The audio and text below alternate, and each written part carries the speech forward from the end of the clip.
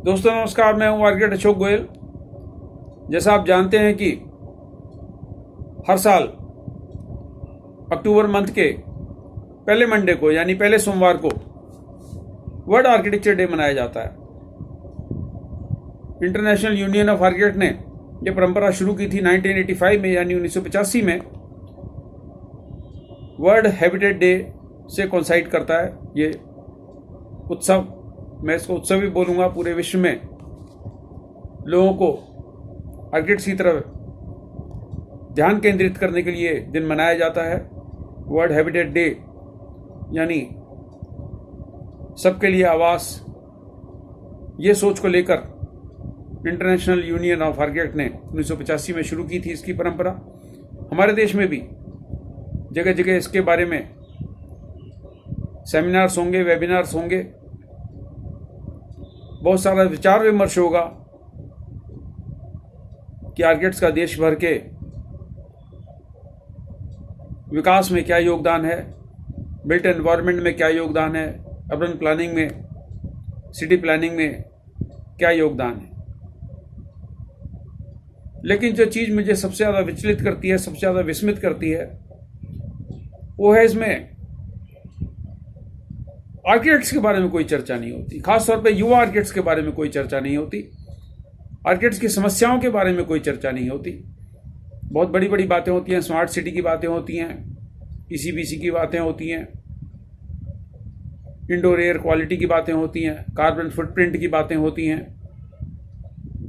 और न जाने क्या क्या बड़े बड़े मुद्दे इसमें डिस्कस होते हैं। लेकिन जो प्रोफेशनल आर्किटेक्ट्स के लिए या एम्प्लॉयड आर्किटेक्ट्स के लिए या युवा आर्किटेक्ट्स के लिए जो सबसे बड़ा मुद्दा है वो है सर्वाइवल का। जो बहुत सीनियर आर्किटेक्ट्स हैं उनको शायद ये सर्वाइवल का मुद्दा बहुत ज़्यादा अहम ना लगे, लेकिन ये सर्वाइवल का मुद्दा उनके लिए भी उतना ही अहम हो गया है। पहले सरकार, जो सबसे बड़ी एम्प्लॉयर है, जो सबसे बड़ी प्रोजेक्ट बनाने वाली संस्था कह सकता हूं मैं उसको, जो सरकार सबसे बड़ी संस्था है प्रोजेक्ट्स बनाने के लिए, इंफ्रास्ट्रक्चर डेवलपमेंट के लिए, तो पुराने जमाने में आर्किटेक्ट्स के लिए कंपटीशन ऑर्गेनाइज होते थे या आर्किटेक्ट्स के काम के आधार पर कुछ नेता खुद ही व्यक्तिगत रूप से उनको काम सौंप देते थे। पुराने जमाने में अधिकतर काम इसी तरीके से सौंपे गए, चाहे चार्ल्स कोरिया साहब हों, दोषी साहब हों, जुगल किशोर चौधरी जी हों, और जो भी सीनियर आर्किटेक्ट्स रहे हैं। इसी तरीके से चंडीगढ़ का ली कार्बूजियर साहब को काम सौंपा गया था। लेकिन अब लंबे समय से जितना भी इंफ्रास्ट्रक्चर डेवलपमेंट हो रहा है, सरकार उसके लिए टेंडर इनवाइट करती है और अन्य चीज़ों को ध्यान में रखकर लोएस्ट बिडर को काम सौंपा जाता है। और हालत ये हो गई है कि बड़े आर्किटेक्ट जो 5% पे काम करते थे, वो 0.5% पे काम करने के लिए तैयार हो गए हैं। मुझे बताया गया है कि कुछ सीनियर आर्किटेक्ट्स तो 0.25% पे भी काम कर रहे हैं। और ऐसा क्यों हो रहा है? काउंसिल ऑफ आर्किटेक्चर के कुछ वरिष्ठ लोगों का कहना है कि अगर आर्किटेक्ट्स इतनी कम फीस पर काम ना करें तो लाजमी बात है कि सरकार को कंसल्टेंसी फीस बढ़ानी पड़ेगी। लेकिन ऐसा भी नहीं होने वाला, क्योंकि सरकार जो टेंडर इनवाइट करती है वो कंसल्टेंट के लिए करती है और उसमें आर्किटेक्ट शब्द नहीं लिखा होता।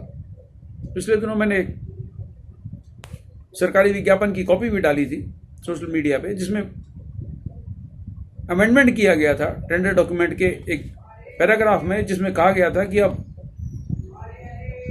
जो कंसल्टेंट है उसके लिए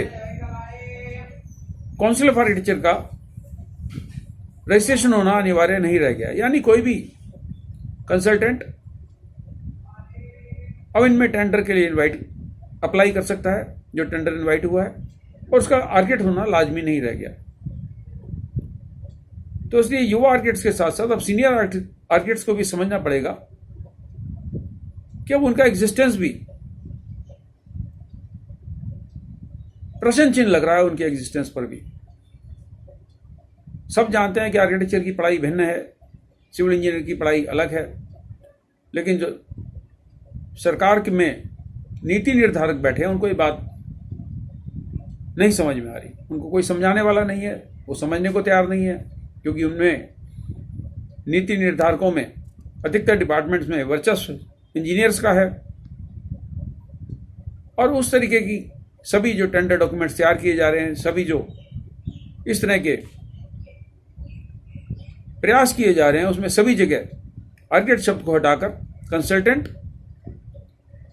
शब्द का इस्तेमाल किया जा रहा है। और कंसल्टेंट की जो क्वालिफिकेशंस हैं, एक जमाने में आर्किटेक्ट होती थी, आर्किटेक्ट का तात्पर्य यानी काउंसिल ऑफ आर्किटेक्चर से रजिस्ट्रेशन उसका लाजमी है। अब सभी टेंडर डॉक्यूमेंट्स में काउंसिल ऑफ आर्किटेक्चर द्वारा रजिस्ट्रेशन को हटा दिया गया है।